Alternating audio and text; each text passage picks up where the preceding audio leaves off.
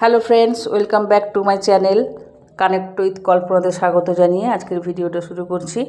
তো এটা হচ্ছে রবিবারের ভিডিও, গত রবিবার। তো কী কী রান্না হয়েছে দেখো।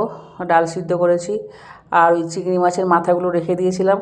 শনিবার যে চিংড়ি মাছ রান্না হয়েছিল ইঁচড় দিয়ে, সেই চিংড়ি মাছের মাথা দিয়ে আর পেঁয়াজ কাঁচা লঙ্কা দিয়েছি। আর যেহেতু মাথাগুলো কম ছিল, একটা আলু ঘষে দিয়েছি আর তার মধ্যে বেসন দিয়েছি, দিয়ে ওটা বড়া ভাজা হয়েছে। এটা হচ্ছে কুলফি কিনেছিলাম অনেক দিন আগে, তো বেশ কিছুদিন হয়ে গেছে, সেই জন্য এটা বের করেছি খাবো বলে, কেন শরীর খারাপ ছিল বলে খেতে পারেনি।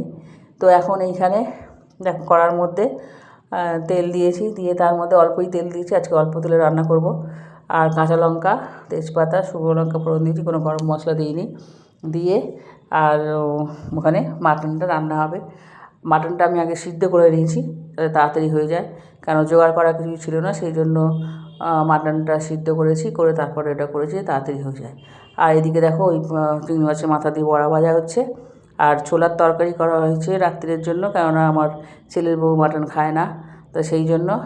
আর ভেন্ডি ভাজা করা হয়েছে ডালের সঙ্গে, ডাল সিদ্ধ করা হয়েছে, ডালে কোনো ফোড়ন দেওয়া হয়নি। তো এই হচ্ছে রবিবারের রান্না ছিল। তো বড়াগুলো খেতে খুবই টেস্টি হয়েছিল, তোমরাও বাড়িতে ট্রাই করতে পারো। যখন চিংড়ি মাছ কিনে আনবে, সেই চিংড়ি মাছের মাথাগুলো কেটে রেখে দেবে, ওরা হাত দিয়েই স্ম্যাশ করলে হয়ে যায় মোটামুটি।